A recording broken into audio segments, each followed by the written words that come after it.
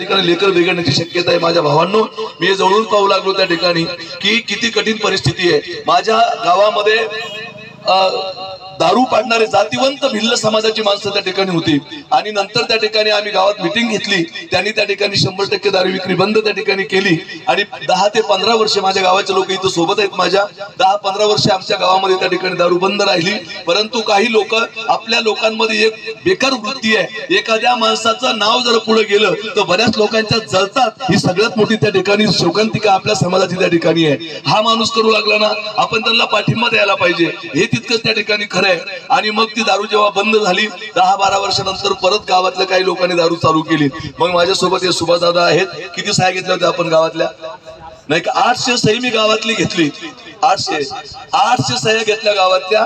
दारू त्या ठिकाणी गावातली बंद करण्यासाठी टीव्हीला बातमी, त्या ठिकाणी चॅनलला बातमी आली 1-2। आणि मग गावातली काही लोक कसे असतात तुम्हाला सांगतो, त्याच्यासाठी या माणसाच्या पाठीमागे आपल्याला उभं राहणं फार मोठं गरजेचं आहे। आणि जेव्हा त्या ठिकाणी सह्या घेतल्या आणि सह्या घेऊन मग गावातली दारू बंद झाली, तोडफोड झाली, त्या ठिकाणी त्या विक्री करतात हवेत, त्यांना त्या ठिकाणी थोडीफार शासनानं चमक भाव दाखवली। त्यावेळेस अभिजित मोरे सर आमच्याकडे त्या ठिकाणी होते सर, त्यावेळेस अधिकारी म्हणून। मग ते सगळं त्या ठिकाणी झालं आणि झाल्यानंतर परिस्थिती अशी झाली की माझी युनिकॉर्न गाडी नवीच होती, ती रात्रीच्या वेळेस तुम्ही जाळून टाकली। आणि जाळल्यानंतर मग जे दारू विकणारे होते ते आमच्याकडे आले रात्रीच्या 3 वाजता।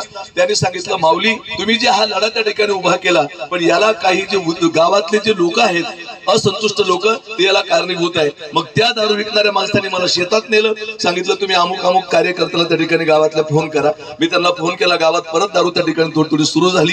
तेवढ्यात त्यांनी त्या ठिकाणी मला सांगितलं, माऊली तुम्ही टेन्शन घेऊ नका, आम्ही तुमच्या पाठीमागे आहे, तुम्ही ताण घेऊ नका। 2 तास मी त्या माणसा शेतात बसलो। त्यांनी पुन्हा त्या माणसाला फोन लावला की माऊली आमच्याकडे आले होते की दारू चालू करू नका। तेव्हा माऊलीचं काय खरंय, तुम्ही चालू द्या, आम्ही तुमच्या पाठीमागे आहे। या दुटप्पी लोकांमुळे त्या ठिकाणी हा सत्यानाश होऊ लागला। खरं तर आज इथं लोक मायाला नाही पाहिजे होते, एवढं मोठं या तरुणानं त्या ठिकाणी पुढाकार त्या ठिकाणी घेतलेला आहे। आणि मी साहेब मंडळीला त्या ठिकाणी विनंती करून जाईल, API साहेब असेल, BDO साहेब असतील, सगळी मंडळी त्या ठिकाणी, माझं असं मत आहे, पोलीस स्टेशननं जर मनावर त्या ठिकाणी घेतलं, 8 दिवसामध्ये सगळ्या गोष्टी त्या ठिकाणी क्लिअर व्हायला वेळ लागू शकत नाही। परंतु त्या ठिकाणी यांचाही काही दोष नसतो। परिस्थिती त्या ठिकाणी अशी असते की याचा दबाव त्याच्यावर, त्याचा दबाव त्याच्यावर, त्याचा दबाव त्याच्यावर, आणि दबावाखाली हे कार्यक्रम त्या ठिकाणी चालतात। दारूमुळे शासनाला जेवढा महसूल मिळतो तेवढा त्या ठिकाणी मिळत नाही। आणि मी नारायण भाऊला त्या ठिकाणी एक सांगतो की आपण गावोगावी त्या ठिकाणी फिरू, आम्ही तुमच्या सोबत आहे, नाही का? आणि गावोगावी फिरून गावाच्या तरुणाची जागृती करणं फार मोठं त्या ठिकाणी गरजेचं आहे। आणि माझी अशी इच्छा आहे की आता सगळी मंडळी या ठिकाणी आहे, असं म्हणतात की 100 मेले तरी चालेल, पण 100चा त्या ठिकाणी पोशिंदा त्या ठिकाणी मरू नये। तुमची समाजाला गरज आहे नारायण दादा त्या ठिकाणी, आणि तुम्ही जर त्या ठिकाणी असे त्या ठिकाणी हे केलं जमणार नाही। आपण उभं राहून त्या ठिकाणी लढा त्या ठिकाणी परत चालू ठेवू। परंतु त्या ठिकाणी तुम्ही जर उपाशी त्या ठिकाणी इथं राहिले नाही का, आणि साहेबांनी सांगितलं की, आणि खरं म्हणजे शोकांतिका आहे की त्यांनी त्या ठिकाणी रात्रीची ते पकडून आणली। आणि आता ते कशी परिस्थिती, सिस्टम काय असते हे त्यांना त्या ठिकाणी माहित असतं। मी एवढंच त्या ठिकाणी सांगेल। आणि जे पिणारी मंडळी आहे त्यांची सुद्धा जागृती होणं फार मोठी महत्वाची आहे की आपण सुद्धा त्या ठिकाणी, आपण आपल्या पातळीवर त्या ठिकाणी व्यसनमुक्त जगलं पाहिजे।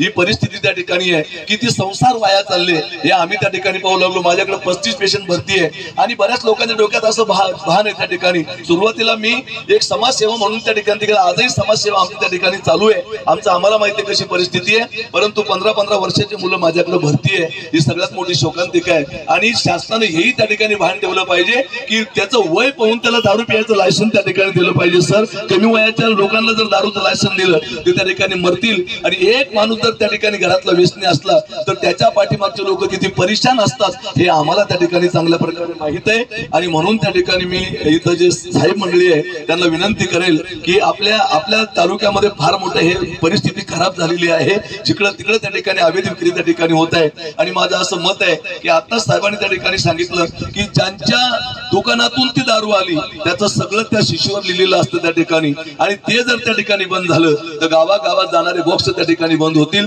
आणि गावागावात जाणारे बॉक्स जेव्हा बंद होतील तेव्हा नक्कीच त्या ठिकाणी परिणाम झाल्याशिवाय राहणार नाही। मी त्या ठिकाणी विनंती करून जाईल की हे लेखी दिल्यापेक्षा 2-4 जणांवर तुम्ही सर कारवाई केली, बाकीचे ऑटोमॅटिक त्या ठिकाणी क्लिअर होतील।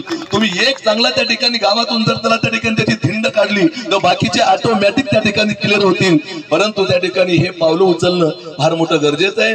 मी नारायण दादाला त्या ठिकाणी एक सांगून जाईल की तुम्ही उपोषण त्या ठिकाणी सोडावं अशी माझी प्रामाणिक इच्छा आहे. उद्या पण त्या ठिकाणी कारण तुम्ही किती दिवस इथं बसले तरी आपण त्या ठिकाणी गावोगावी जाऊन ही जागृत त्या ठिकाणी एलके साहेब आहेत, ही बरीच मंडळी त्या ठिकाणी, तळेकर बरीच मंडळी या ठिकाणी आहे, एक पत्रकार मंडळी आहे. मी सर्वांना त्या ठिकाणी विनंती करून जाईल की ही गोष्ट त्या ठिकाणी सहज शक्य आहे आणि ही एवढी शक्य पण नाहीये. त्याच्यासाठी आम्हाला गावोगावी जाऊन प्रत्येकाची जनजागृती करणं फार मोठं गरजेचं आहे. आणि इथं जे तरुण या ठिकाणी आहेत त्यांनाही मी विनंती त्या ठिकाणी करून जाईल की आपण प्रत्येकाला त्या ठिकाणी व्यसनमुक्त जगलं पाहिजे.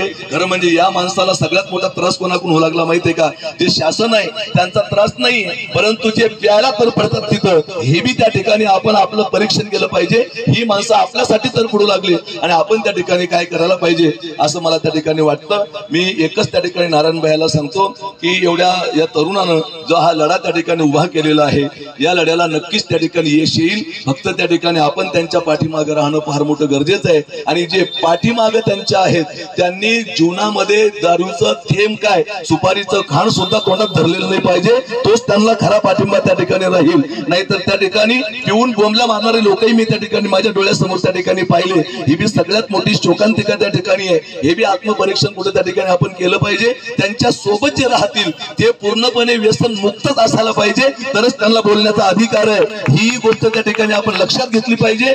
आणि म्हणून त्या ठिकाणी आमच्या नवचैतन्य व्यसन मुक्ती केंद्र जे आहे ती त्या केंद्राचा आणि आमचा सर्व पाठिंबा त्या ठिकाणी दादांना आहे नाही का. आणि नारायण दादा माझी एक प्रामाणिकपणे इच्छा आहे, कारण हे सगळं करून त्या ठिकाणी आम्ही एका जागेवर थिजून बसलेलं आहे. आणि जे माझं व्यसनमुक्ती केंद्र चालू आहे, मी एका वाक्यात सांगितलेले लोकांना, व्यसनमुक्ती केंद्राच्या भरोशावर माझ्या संसाराचं मी भरण भरणे म्हणजे आईची भार खाण्यासारखं आहे. त्याच्यामुळे मलाही त्या ठिकाणी काही भीती नाही. ती आमची त्या ठिकाणी सेवाच त्या ठिकाणी चालू आहे की त्यातून जे आम्हाला येईल, दरवर्षी 2-4 मुलीचे लग्न करावे. आणि इथले लोकला आपले बी कोटके झाले.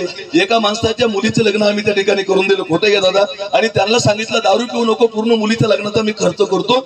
आणि जेव्हा त्या मुलीचे लग्न आम्ही करून दिले त्याने 8 दिवसात दारू पिली बादरानं. त्याला विचारलं तू दारू का पिली? तो मला महाराजांनी कुठे घरून केले, मारायला बिले लोक देतात. ही बी सगळ्यात मोठी शोकांतिका आहे. म्हणून प्रत्येकानं हे आत्मपरीक्षण करणं फार मोठं गरजेचं आहे असं मला त्या ठिकाणी वाटतं. आणि जे लोकप्रतिनिधी आहे, जे सगळी मंडळी आहे सगळ्या पक्षाची, सर्वांनी मला असं वाटतं इथं येऊन भेटी देणं गरजेचं आहे आणि यांना त्या ठिकाणी पाठिंबा देणं गरजेचं आहे. एवढंच या प्रसंगी त्या ठिकाणी बोलतो. आणि पुनश्च नारायण भाईला त्या ठिकाणी विनंती करतो की आपण सगळ्याच्या विनंतीला मान देऊन त्या ठिकाणी आपलं उपोषण सोडून आपण नव्यानं कंबर कसून या कार्याला त्या ठिकाणी आपण पुढे जाण्याचं त्या ठिकाणी निश्चितच त्या ठिकाणी हे करू. आम्ही पुनश्च तुमच्या पाठीमागे आहोत एवढं आश्वासन या ठिकाणी देतो.